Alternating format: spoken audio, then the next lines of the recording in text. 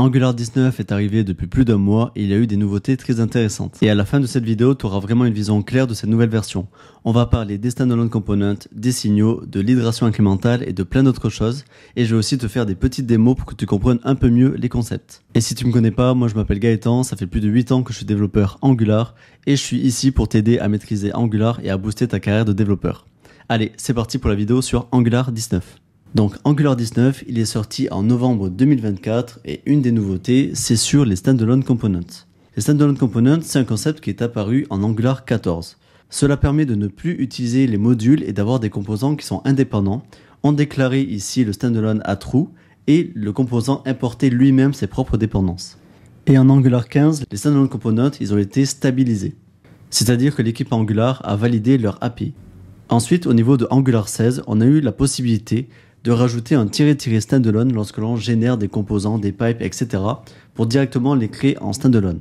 On a aussi eu la schématique qui permet de migrer une application des modules vers les standalone components. C'est une schématique qui est très pratique.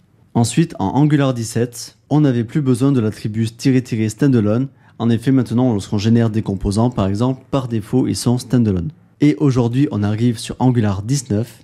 Et la nouveauté, c'est que lorsque l'on déclare nos composants, on n'a plus besoin d'indiquer l'attribut standalone à true parce que par défaut, les éléments Angular sont standalone.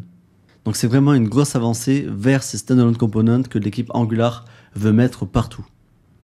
On a aussi maintenant une aide pour les développeurs. En effet, lorsque l'on déclare un import qui n'est pas utilisé, on a maintenant un warning dans la console. Et ça va nous permettre de rapidement nettoyer notre code. Ensuite, une autre aide pour le développement. On peut maintenant préciser à TypeScript que l'on veut uniquement des éléments standalone dans notre projet Angular. Tout ça avec l'attribut strict standalone. Et automatiquement, lorsque l'on aura un élément standalone false, cela va lever une erreur. Par exemple, ici, j'ai un composant app component qui est en standalone false. Et tu vois que j'ai une erreur dans la console parce que mon standalone ici, il est false. On passe maintenant aux signaux qui ont été introduits pour améliorer et optimiser les performances des applications Angular. C'est en Angular 16 qu'ils ont été introduits avec les fonctions signal, computed et effect. En Angular 17, les fonctions signal et computed ont été considérées comme stables par l'équipe Angular. Par contre, aujourd'hui, la fonction effect, elle n'est toujours pas considérée comme stable. Ensuite, en Angular 18, on a eu l'utilisation des signaux pour les inputs, les outputs et les queries. Donc ça a été introduit en Angular 18. Et aujourd'hui, en Angular 19, cette partie-là est considérée comme stable. Et Angular a aussi rajouté des schématiques pour justement faciliter cette transition des input-output queries dans l'ancienne version vers la version avec des signaux. Pour cela, ils ont rajouté 3 commandes qui permettent de individuellement migrer vers des signal input, des signal queries ou des signal output. Et aussi, ils ont une commande générale qui permet de tout migrer vers des signals. Je te montre ce que ça donne. Ici, j'ai des inputs et des outputs et je vais exécuter la commande justement pour migrer vers des signaux. Ici, je choisis que je veux transformer les inputs et les outputs. Je fais entrer. Je veux migrer mon élément ici. Donc, je fais oui, oui, oui. Et c'est bon, tu vois que mon input et mon output ont été transformés pour utiliser les signaux. Et maintenant, dans la version 19 de Angular, il y a la nouvelle fonctionnalité Linked Signal qui a été introduite. Cette fonctionnalité, elle te permet de créer un writable signal qui est quand même lié à un autre signal. Contrairement à l'élément computed qui t'empêche de modifier justement le signal qui est computed. Voici un exemple. Ici, tu vois que j'ai mon signal score, qui est en fait un linked signal, qui se base justement sur le signal appréciation. Et en fait, ici, score, tu peux le modifier, tu peux modifier la valeur. C'est juste que dès que la valeur de appréciation sera modifiée, et ben en fait, cette fonction va se réexécuter et ça va reset la valeur de score. Je te montre un cas où l'utilisation est pertinente. Ici, tu vois, j'ai un formulaire pour donner mon appréciation et une note à un film. Ici, l'utilisateur, il peut modifier son appréciation, dire par exemple qu'il a beaucoup aimé, et on va lui présetter justement une note sur 100, mais il peut quand même modifier la note sur 100. Par contre, s'il remodifie son appréciation, cette note est reset, et là, on a un exemple parfait du linked signal. Tu n'aurais pas pu faire ça avec un computed parce que ici, tu n'aurais pas pu modifier la valeur. On a en plus eu en Angular 19 l'introduction de la fonctionnalité ressources. La fonction ressource, elle est là pour nous aider à gérer les appels asynchrones avec les signaux. Voici comment utiliser cette fonctionnalité ressource. Tu vois ici que j'ai un attribut requête qui est en fait les paramètres d'entrée qui vont me permettre de faire mon appel asynchrone. Et ici la partie loader qui est justement responsable de la partie asynchrone. Et dès que ici j'ai ma requête qui va être modifiée, j'ai mon loader ici qui va être réexécuté. Voici ici un exemple concret. Tu vois, ici j'ai un signal qui s'appelle Movie ID qui se base sur les paramètres de l'Activated Route. Ici, je déclare ma ressource avec RX ressource, vu qu'ici j'utilise un observable, mais tu peux aussi utiliser comme ceci ressource, mais après tu vas devoir utiliser ici une promesse. Ici, à chaque fois que mon URL est modifié, ça va réexécuter le loader et ça va mettre à jour ma movie resource. Il faut savoir que l'objet resource, il offre plusieurs paramètres. Si je vais dans la partie HTML, tu vas voir que je peux faire un point value sur la ressource et ça va renvoyer un signal avec justement tout simplement la valeur. Mais tu peux aussi faire un point statut qui va te donner une valeur spécifique à ce traitement asynchrone. Par exemple, ici, resolve veut dire que le traitement asynchrone s'est bien déroulé. Si je vais plus bas, je peux aussi vérifier que le statut, est-ce qu'il a été en erreur? Si c'est le cas, j'affiche une erreur. Je peux aussi utiliser la fonction isLoading qui m'indique tout simplement est-ce que le traitement asynchrone est en cours. Si c'est le cas, ici j'affiche un message. Ici, j'ai mis un timeout qui change l'URL au bout de 3 secondes et tu vas voir que ça va réexécuter la partie loader et ça va changer le film qui est affiché. Je navigue sur le film numéro 1 et au bout de 3 secondes, tu vas voir que le loader va être réexécuté parce que la partie request ici a été modifiée. Si ensuite je mets un mauvaise idée, tu vas voir que j'ai mon erreur justement qui s'affiche. Et si je mets un délai sur mon appel asynchrone et que je revais sur un film, tu vois que j'ai le loading movie qui s'affiche bien aussi. Donc tu vois, cet objet ressource, il est vraiment parfait pour gérer tous tes appels asynchrones. Maintenant, on passe aux nouveautés côté server-side rendering. À partir de Angular 16, on a eu la full hydration qui a été introduite par l'équipe Angular. Et je vais t'expliquer ce que c'est l'hydration. Lorsque le serveur rend une page côté serveur et l'envoie au client, il envoie d'abord uniquement l'HTML CSS sans la partie JavaScript. L'hydration, c'est le fait de charger la partie JavaScript de cette page justement. En fait, on hydrate le HTML avec du JavaScript. Et lorsqu'on hydrate ce HTML avec du JavaScript, le JavaScript, il va vouloir régénérer la partie HTML, sauf que la partie HTML, on l'a déjà. Donc l'hydration, c'est aussi le fait de réutiliser le HTML qu'on a déjà. Donc ça a été introduit en Angular 16 et en Angular 17, ça a été validé, ça a été stabilisé. Ensuite, en Angular 18, on a eu l'Event Replay qui a été introduit. Pour le mettre en place, il suffisait ici d'utiliser le with Event Replay dans la configuration de notre application.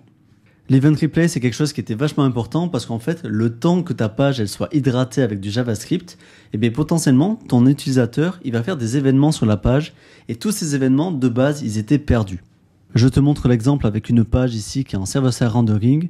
Côté navigateur, j'ai simulé une mauvaise connexion. Et là, je vais réactualiser la page et lorsqu'elle va être en train de s'hydrater, je vais faire un clic sur un film et tu vas voir que ce clic, il va être ignoré. Donc là, je réactualise ma page. Je vais avoir un écran blanc, puis je vais recevoir la page du serveur. Là, j'ai reçu la page, je clique sur un film, et là, ça continue de s'hydrater. Tu vois que ça continue de charger, mais j'ai déjà cliqué sur mon film. Et là, c'est bon, le chargement et l'hydration a été terminé, mais tu vois que mon clic, il a été ignoré. J'ai pas été redirigé sur l'autre page. Maintenant ici, je vais rajouter le with Event Replay, et je vais refaire la même chose. Je reviens sur ma page, je refais le rechargement. J'ai mon écran blanc, je vais recevoir la page du serveur. La page s'affiche, je clique sur mon film, ça continue de charger ici à droite. Et tu vas voir qu'à la fin de l'hydration, hop, tu vois que j'ai bien été redirigé vers mon film. Le clic que j'ai fait pendant l'hydration n'a pas été perdu. Et donc ça, c'est super. Et donc pourquoi je te parle de l'Event Replay? C'est parce qu'il a été introduit en Angular 18 et il a été stabilisé en Angular 19. Et depuis Angular 19, nous avons l'incrémental hydration, c'est le fait de pouvoir hydrater qu'une seule partie de l'application. Pour cela, on va utiliser la puissance du mot-clé differ qui est apparu en Angular 17 avec le nouveau control flow. Et maintenant, on rajoute le mot-clé hydrate pour indiquer que l'on veut hydrater cette partie-là uniquement lorsque ce trigger-là est trigger justement. Par exemple, avec ce code, on a une barre de recherche. Ça veut dire quoi? Ça veut dire que lorsque l'utilisateur reçoit la page, il reçoit la barre de recherche qui est rendue côté serveur, mais qui n'est pas hydratée.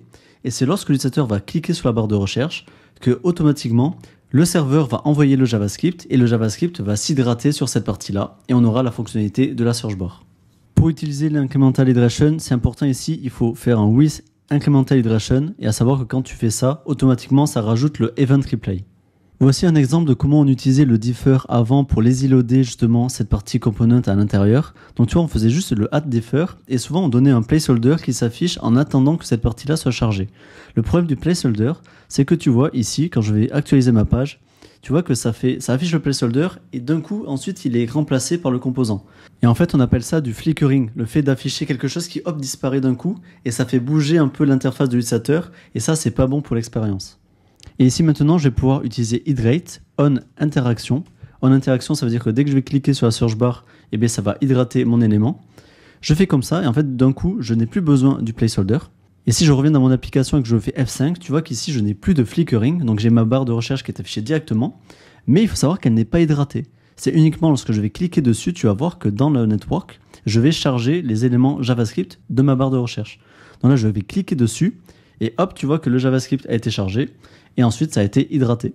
Et là, je viens d'ouvrir le Angular DevTool qui maintenant permet d'afficher les informations d'hydration justement sur nos composants. Donc, je peux cliquer dessus.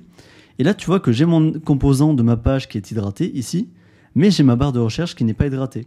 Si je clique sur la barre de recherche et que j'actualise vite fait justement le show hydration overlay, tu vois que c'est que une fois que j'ai cliqué dessus que maintenant elle est hydratée. Et c'est ce qu'on appelle l'incremental hydration. Ensuite, dans Angular 19, ils ont introduit l'interface server route qui va nous permettre de facilement déclarer quelle route on veut rendre côté client, quelle route on veut rendre côté serveur et quelle route on veut pré-rendre. Et ça, c'est vraiment super pratique. Ces server routes, on peut les provide dans la configuration du serveur avec provide server route config.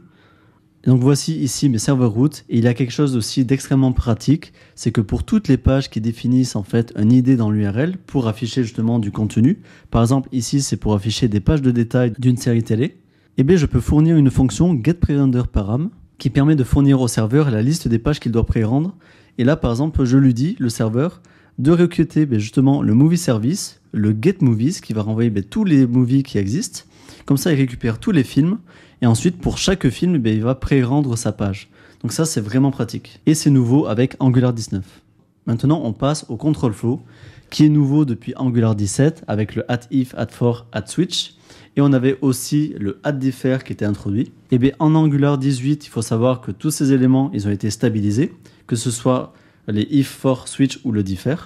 Et en Angular 18, il y a eu le let qui a été introduit. Et il faut savoir que ce let, il a été stabilisé. Je te donne un exemple de son utilisation. Il suffit de faire let avec le nom de ta variable égale justement ta valeur. Là, dans mon cas, c'est très pratique parce que j'ai pas envie de faire movieResource.value partout dans mon application. Du coup, là, je vais créer ma variable movie que je réutilise ensuite plus tard dans ma partie HTML. Et ensuite, pour le control flow, tu as eu tout simplement le @differ hydrate que je t'ai présenté. Ce qui est pas mal, c'est que tu vois, la team Angular, elle fait plein de choses qui se regroupent. C'est des fonctionnalités qui ont vraiment une synergie ensemble. Allez, on termine avec les autres nouveautés et tu vas voir qu'il y en a qui sont vraiment pas mal. Dans Angular 19, ils ont introduit le Hot Module Replacement qui est super pratique si tu codes souvent du CSS dans ton application. Je te montre la réelle utilité du Hot Module Replacement. Ici, tu vois, j'ai en bas de ma page un formulaire et en fait, ici, si je modifie mon formulaire pour lui donner une très bonne note, j'ai un wow message qui s'affiche. Avant, si je voulais styliser ce message et que je modifiais ici la partie CSS, dès que j'allais modifier la partie CSS, ça allait recharger la page et j'allais perdre mon 96. Mais maintenant, grâce au Hot Module Replacement, ici je peux modifier mon style. Par exemple, je change la couleur red, je fais CTRL S et automatiquement, tu vois que j'ai pas perdu mon contexte et j'ai le style qui s'est directement mis à jour dans ma page. Tu peux voir que le Hot Module Replacement, il fonctionne bien en regardant dans le terminal de ton application Angular. Ici, tu dois avoir HTML Update Sent to the Client. Et ça, c'est vraiment super pour la développeur expérience parce que des fois, tu as des pages où tu dois faire plein de choses justement pour arriver à un certain état que tu veux styliser. Et avant, à chaque fois que tu modifiais ton style, ça refermait la page, il fallait refaire ton petit chemin pour réafficher l'élément que tu voulais styliser et tu perdais énormément de temps. Autre nouveauté en Angular 19, maintenant dans la ligne de commande, tu peux passer des paramètres lors du ngBuild qui utilisent justement des variables d'environnement. Enfin maintenant en Angular 19, on peut passer des données via le router outlet, donc ça peut être vraiment très pratique dans certains cas. Tout ça avec l'attribut router outlet data que l'on passe justement sur le router outlet. Voici un exemple, dans mon application j'ai passé dans le router outlet data un string hello et dans mon composant qui est routé comme le movie detail, je vais faire inject router outlet data, ça va me donner un signal et que je vais pouvoir utiliser dans ma partie HTML par exemple, et là tu vois que j'ai le hello qui s'affiche bien à droite. Forcément ici au niveau du typage, Angular ne peut pas deviner le type de notre signal, donc on va devoir l'indiquer ici avec asSignal string par exemple pour mon cas. Voilà pour la présentation de Angular 19, j'espère que tu l'as apprécié. Si c'est le cas, n'hésite pas à mettre un like. Et je t'invite à t'abonner parce que je vais continuer à poster des vidéos sur Angular et aussi des vidéos où je vais aller dans les détails des nouveaux concepts qu'on a vus aujourd'hui. Et sache que Angular 19, c'est la version sur laquelle on se base dans le premier chapitre Angular Essential de la grosse formation Angular Dream.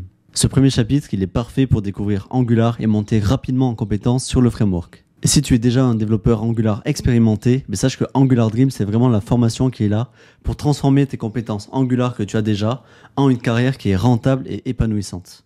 Et donc, si ça t'intéresse de booster ta carrière de développeur Angular, clique sur le lien en description. Enfin, pour terminer, si tu veux savoir c'est quoi la meilleure méthode pour injecter tes dépendances dans tes projets Angular, sache que j'ai fait une vidéo et je te laisse aller la voir juste ici. Et moi, je te dis à la prochaine pour la prochaine vidéo. Salut!